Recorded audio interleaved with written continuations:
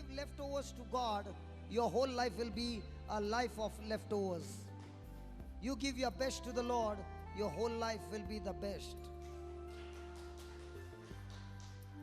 Nobody like that. Only a few people like that, Lord. Hallelujah. Hallelujah. The Bible says, where your treasure is, there your heart is. If your treasure is of heaven, then you're not bothered about the treasures of this world. You know what is my desire? When I go and stand before Him, He should say, well done, my good and faithful servant. Come and take your place.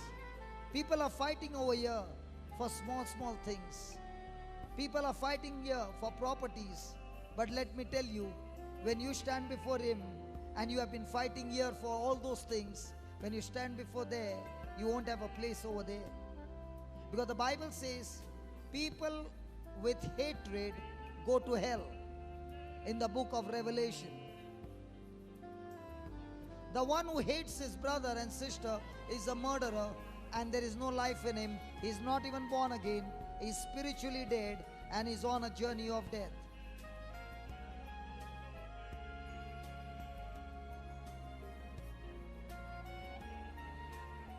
Anybody wants victory?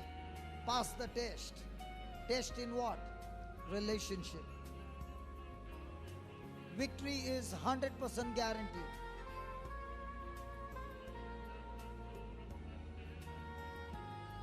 There are people who are champions in praying, but at the same time champions in getting hurt and storing the hurt in their heart. 100% guaranteed your life is death and destruction. Romans chapter 8, verse 6.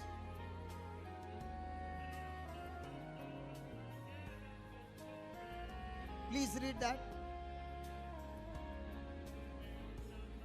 A person who is carnally minded is death. A person who is spiritually minded is life and peace. Life, peace, blessing, abundance does not depend on God. It all depends on your thinking. I sometimes wonder, people fight and do all those things to earn money. And there's so much of hurt and hatred inside of them. And then they spend all the money to get their health back.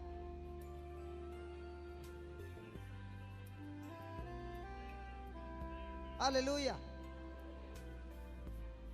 Listen, child of God, your future is all decided by how much are you ready to die to obey God's word.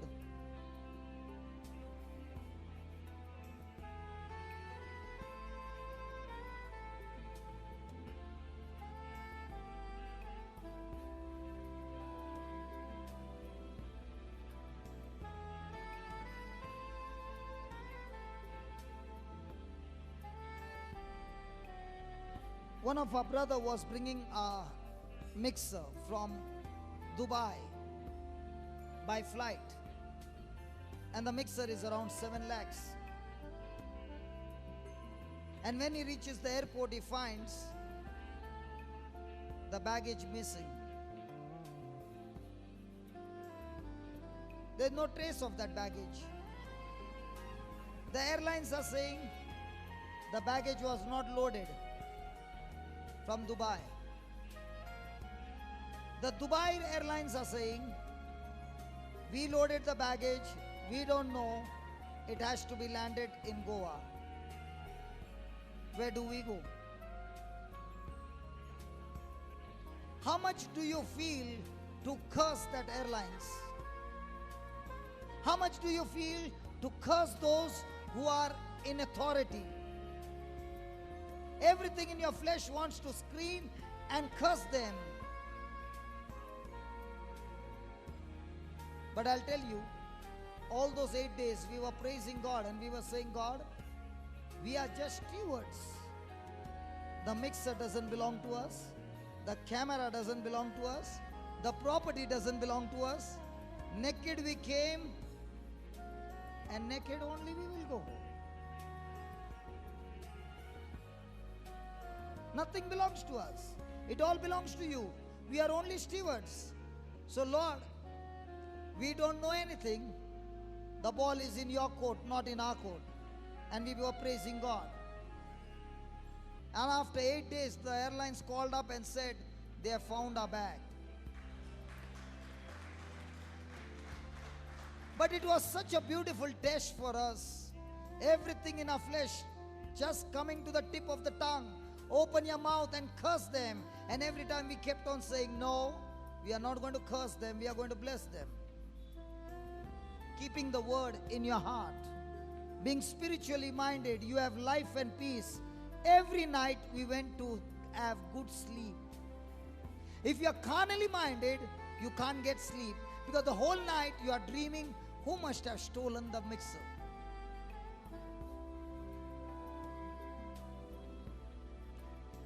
A person who is carnally minded is an enemy of God. In a day, how many times are you an enemy of God? Just because you pray to God does not mean you are in fellowship with God. What you are thinking in your mind the whole day decides with whom are you fellowshipping.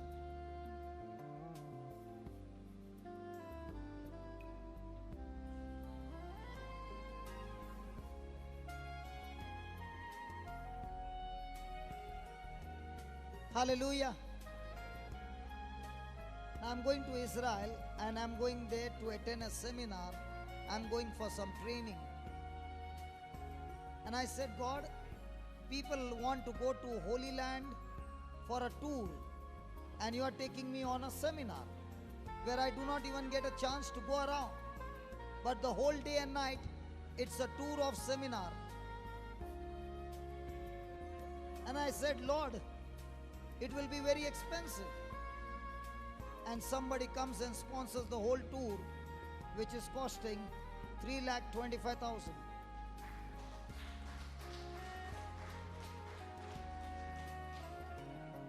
I'm talking of that God whom I serve.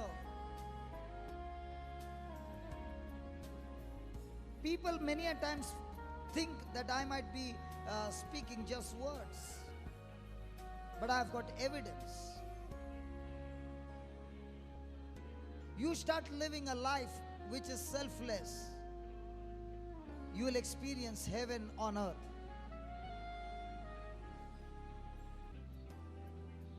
Because as long as you are only looking at yourself, you are living the most wretched, miserable, broken, disgusting life. A vomiting life. Hallelujah. Hallelujah. Have you ever heard Easter coming before Good Friday? Hello? Whenever Good Friday comes, people want to run away from their cross. And they want Easter Sunday to come in their life by praying. Easter Sunday doesn't come by praying. Easter Sunday comes only when you crucify your flesh on the cross. Not all are clapping. No, don't clap, don't clap, don't clap. When you crucify your desires. And I want to tell you, when you are being crucified, you are being crucified just little compared to the resurrection life that is so big. Hallelujah. You know, when we were at the center can take about 2,000 plus people. And it was going on cable TV live and people from different places were calling up. And I said, Lord, this is just 3 days when these people will be watching live-in retreats, Bible studies and all this. This place will become too small, Lord. And I stood outside now and I looked at the building on the side and I said, Lord, what do you think if we put a big screen over here and the speakers here so that about 5,000 people can sit in the lawns? What do you think? He said, done. That's it. And I'm talking to you in the name of Jesus. We will see that that dream also come true.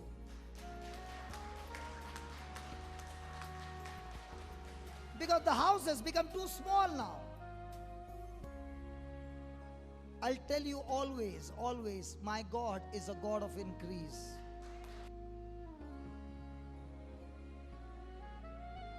How many times in a day are we spiritually minded? How many times in a day are we carnally minded? If you want to know how to know whether you are carnally or spiritually minded, ask only one question: do I have the peace of God? If I've lost my peace, I'm carnally minded.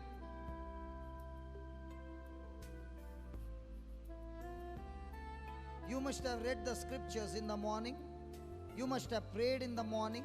You must have fasted. You must have gone to church. You must have done all those things, but you still don't have peace. You are carnally minded. So in a day, how much time are we carnally minded? Nobody's talking to me, Lord.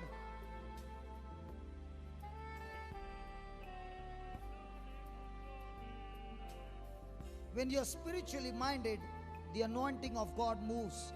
Just as faith comes by hearing and hearing the word of God, the anointing of God also moves according to the proportion of God's love in your life.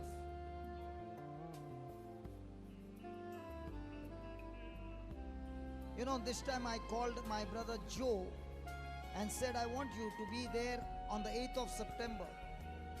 And he said, brother, I would long to be there, but I cannot come. I said, why? And he said, brother, the Lord is taking me to UP. I said, what are you doing in UP? He's saying, I get a congregation to preach over there for 6 days, a congregation of 12,000 UP bhaiyas.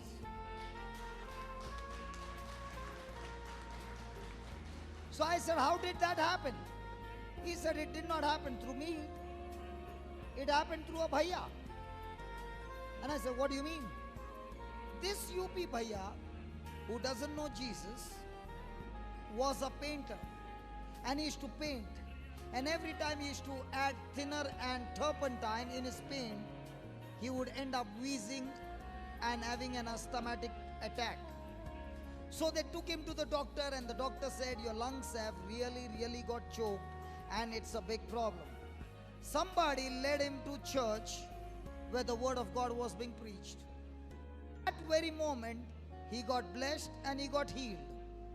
Praise the Lord. When this man got healed, he gave his life to Jesus. He and his wife began to come for the prayer meeting, began to learn the scriptures of you, and the Lord said, close down your business. Sell your house. Go back to your native place and buy a piece of land that I will show you. So, obeying the word of God, he sold his business, sold his house, went to his native place, and if you sell anything in Bombay, you will get a big land in UP. So he bought a big land in UP.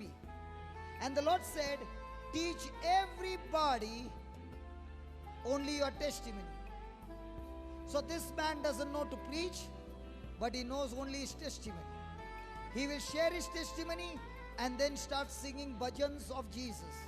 And the crowd is getting healed. And it started with a small congregation, and now he has got more than 12,000 bhaiyas. He has been beaten up, but he says, you can break my ribs, my Jesus will join them back. I'm not scared. Hallelujah. And while he is preaching in UP, through somebody, he got introduced to Joe. And when Joe began to speak to him the word of God, Joe was surprised, and he began to cry, and he said, Lord, I know so much of scriptures, and this man doesn't know scriptures. But yet, Lord, why that when he comes and shares his testimony and just begins to sing songs, so many healings are taking place? You know what the Lord said? Because he is obedient to my word, even ready to die for me. Spiritually minded man And that man began to invite Joe and said, can you come every month and preach to all of us and teach us the word of God? And that's why when Joe said this, I said, brother, why don't you go and stay there in UP only and teach the whole thing and come out back after 3 months or 4 months?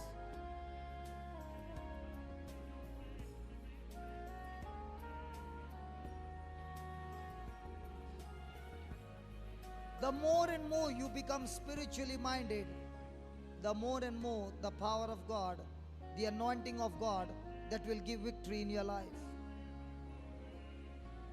I was sharing with Brother Martin, and I said, on the third day of the New Creation Center retreat, I was telling the people how the people of Jericho were looking from the fort and the Israelites were marching down.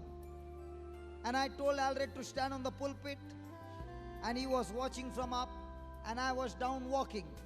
And I said, he is on the fort of Jericho, and we the Israelites are walking this way, not talking to each other, but just walking. And on the last day, after we make those number of circles that the Lord had told, the Lord said to the priest, lift your trumpets and blow. And he said to all the people of Israel, lift your voices and give praise to God in one accord. And the Jericho walls came tumbling down. I said, let's do that now. And thank God, the Bible says, according to the book of Peter, that we are royal, a holy, chosen by God. I said, how many of you believe that? And they said, all of us. So all those who got trumpets, I said, get your trumpets ready. And they began to blow their trumpets, that is whistling. People started shouting, 1 minute only.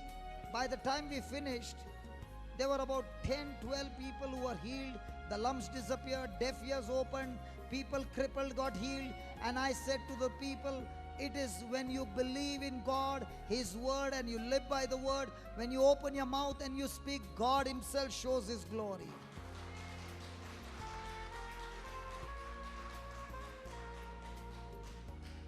I'm so shocked. Only those people this side are clapping. I think the mic voice is not going that side. Hallelujah. Praise the Lord. Thank you, Jesus. Let's go to Mark 11 and study what God has to say. Please read, everybody. When they had come out from Bethany, he was hungry, and seeing afar a fig tree having leaves, he went to see if perhaps he would find something on it. And when he came to it, he found nothing but leaves, for it was not the season for figs. In response, Jesus said to it, "Let no one eat fruit from you ever again." And his disciples heard it. Praise the Lord. I think some of you have heard this teaching before, but it is very important to hear it again and again, because we have a tendency of forgetting. Praise the Lord. Hallelujah. The Bible says that Jesus went to a fig tree which was covered with leaves. He went to the fig tree to find figs, and it was not the season for figs. Very interesting. If you are hungry, will you ever go to a mango tree when it is off season to find for mangoes? Hello? No. Then why do you think Jesus went? Please, what we are going to learn now is how to pray. To win your battles, you must know how to pray. Praise the Lord. And Jesus is here teaching us how to pray. Now Jesus went to the fig tree. He did not find figs on it because it was not the season for figs. Why do you think he went to the fig tree? To pray?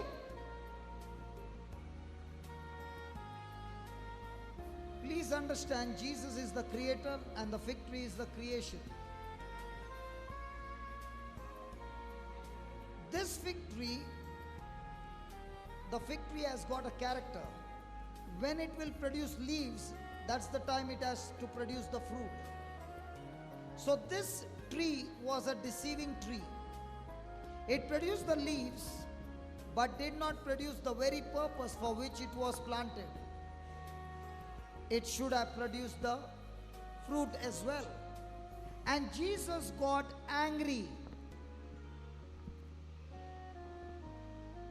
And because he was angry, he spoke to the tree. Because the Bible says, if you see there, Jesus answered. Jesus answered means the tree was talking to the Creator. What are you looking for? You came looking for the leaves, huh? When you saw the leaves, you thought there are figs. Didn't I deceive you? And Jesus spoke to the tree. He got angry and spoke to the tree. No one shall eat of your fruit again. And his disciples heard it. Praise the Lord. Now question, when Jesus saw that the tree had no fruit, did he speak to the Father? Please look over there. Did Jesus speak to God? No. Hello? So Jesus is saying, listen child, when I have given you my faith, I have given you my word, I have given you my spirit, I have given you my authority, I do not want you to come and speak to my Father, but to speak to that trouble that is troubling you. Now, did Jesus speak to the Father about the trouble? No. Did Jesus speak to the Father about the problem? No. There are many people seated here who are world champions in informing God what they are going through. Because God knows everything, but He is not informed of your trouble that you are going through. And that is why you are informing God the Father the troubles that you are going through. Hello? Are you there? Yes. Jesus is saying to you, do not speak to my Father about your troubles, about your problems, but use my authority and speak to the trouble. You must learn to trouble your trouble so much that your trouble gets so troubled by the trouble that you give, that the trouble will think troubling you again and again. If I trouble this person who is troubling me, I will be so troubled, so I better not trouble, because this trouble pig maker is troubling me so much, let me not trouble him anymore.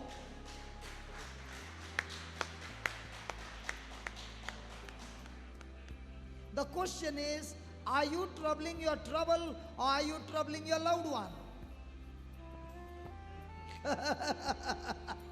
I'm asking you, when you get troubled, are you troubling the trouble or are you troubling your loved one? The loved ones. You are the only honest person here, brother. God bless you. Huh? You are troubling your troubles? Praise be to God. God bless you. You got pain in your legs, isn't it? Yeah. Have you been troubling your trouble? Yeah. Then how come the trouble is still in your legs? You know, you did not even tell me that there is trouble in your legs. The Lord said she's troubled in her legs. And today I will teach you how to trouble that trouble in your legs, and the legs will be trouble free from the trouble. Hallelujah. Praise the Lord. We'll start with that fellow first. Praise God. Hallelujah. Hallelujah. Hallelujah. Make that decision right now. From now on, I will not open my mouth and speak about my trouble. Say that. I will not open my mouth and speak about the trouble.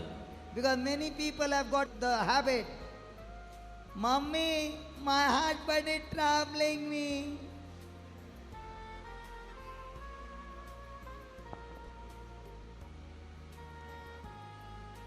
Hallelujah. Hallelujah. Say that. I trouble my trouble. I trouble my troubles. Troubles, huh? Hallelujah. Hallelujah. So are we going wrong here? Do we come to God and speak about our troubles? Come on. Now somebody will be sitting there and saying, you mean to say, brother, I'm not supposed to speak the troubles to my Father. Then why did Jesus say, ask and you shall Receive. seek And and you you will shall find. find. Knock. And it will be open unto you. Many people feel that you have to go on asking God so many times that after that he will feel fed up and he'll say, take it. That's not what Jesus said. Jesus gave us a parable of a friend who went to wake up his friend and said, listen, I want some loaves. My friend has come. And he kept on knocking at the door. The friend did not give him because of friendship, but he gave him because he wanted to get this fellow out of to get rid of him. But he's saying, God the Father is not like that man. Even before you can ask of him, he has already given it to you. That asking that he's saying is, I would give you an example like, my wife went to the laundry and gave her clothes. And when she deposited the clothes for laundry, she was given a receipt. And in the evening, she told me, listen, I cannot go. Can you just bring these clothes? And she gave me a receipt. Now when I go to the shop, what do? Do I go to that person and start begging and asking him, please give me the clothes? Or do I give the receipt and ask him, can you hand over the clothes? There's a difference between the two. One is begging, the second one is demanding what belongs to you. And what Jesus is saying there is, ask and you shall receive means what? What Jesus did for us on the cross, he has given us a receipt. That is the Holy Bible with the promises. Those promises are a receipt. You bring those receipts before God and make a demand on it because this is what belongs to you. The Lord says, I want you to bring those promises before my Father. Let me show you. Some of you are looking at me. Did he say that? Let me show you. Hebrews chapter 4.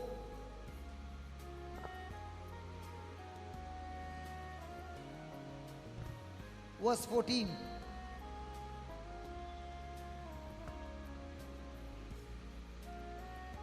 Please read that.